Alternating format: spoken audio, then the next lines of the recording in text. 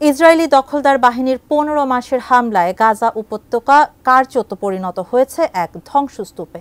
ভেঙে পড়েছে গাজার খাদ্য, শিক্ষা ও স্বাস্থ্য ব্যবস্থার মতো মৌল মানবিক ক্ষেত্রগুলো।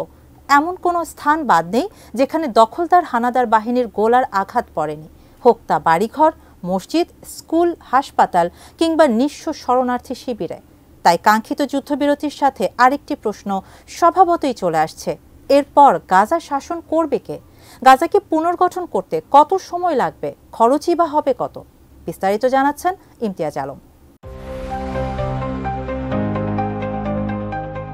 দীর্ঘ ১৫ মাস পর আসছে গাজায় কাঙ্ক্ষিত সেই যুদ্ধবিরতি, কিন্তু প্রাণ হারানো প্রায় ৪৭,০০০ মানুষ ও লক্ষাধিক পঙ্গুত্ব বরণ করা পরিবারের কাছে প্রতিটা দিনই যেখানে যুদ্ধ, সেখানে যুদ্ধবিরতি বলে হয়তো কিছু নেই। তারপরেও শীতের শেষে এসে যুদ্ধবিরতি কিছুটা হলেও স্বস্তি নিয়ে আসবে বিশ্বের সবচেয়ে বড় উন্মুক্ত কারাগার হিসেবে পরিচিত এই মৃত্যু উপত্যকায়।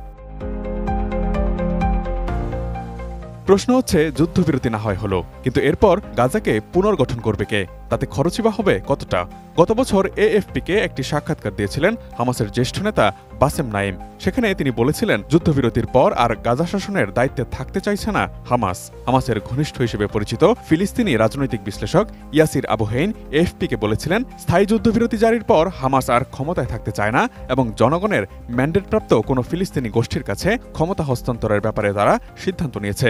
এ থেকে স্পষ্ট যে হামাস গাজাকে পুনর্গঠিত করার দায়িত্বে আর থাকছে না। ডিজাইন, এলিগেন্স, বিউটি, সেরা পণ্য সবার জন্য জেভিকো।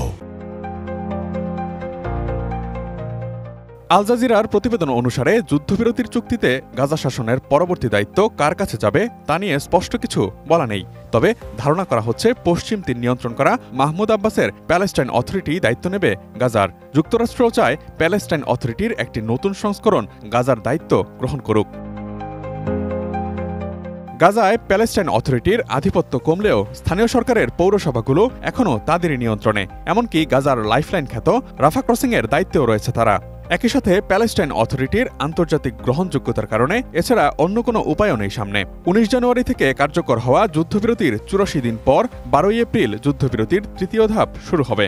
তখন এসে ৩ থেকে ৫ বছর মেয়াদী গাজা পুনর্গঠন পরিকল্পনা গ্রহণ করা হবে। তখন প্যালেস্টাইন অথরিটির মাধ্যমেই, আন্তর্জাতিক ও আরব দেশগুলোর সহায়তার মাধ্যমেই গাজাকে পুনর্গঠন করা হবে বলে ধারণা করা হচ্ছে। প্রভাবশালী গণমাধ্যম দ্য ন্যাশনালের প্রতিবেদন অনুসারে ১৫ মাসের যুদ্ধে জাতিসংঘ বলছে গাজার ৭০% ধ্বংস হয়ে গেছে।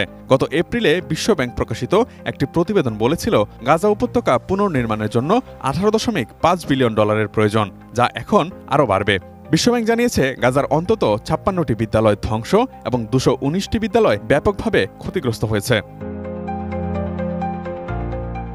তুরস্কের সংবাদ মাধ্যম টিআরটি ওয়ার্ল্ডের অন্য আরেকটি প্রতিবেদনে বলা হয়েছে, বিশ্ব স্বাস্থ্য সংস্থা বলছে গাজার স্বাস্থ্য ব্যবস্থা পুনর্নির্মাণ করতেই লেগে যাবে $১০ বিলিয়ন সহায়তা। বিশ্লেষকরা গাজার অবস্থা দ্বিতীয় বিশ্বযুদ্ধের সময় পোল্যান্ডের রাজধানী ওয়ারশের সাথে তুলনা দিয়ে মনে করছেন, গাজাকে পুনর্নির্মাণ করতে কমপক্ষে সময় লাগবে ১০ বছর এবং খরচ হতে পারে প্রায় $৪০ billion. Imtiaz Alam, desk report, ATN news.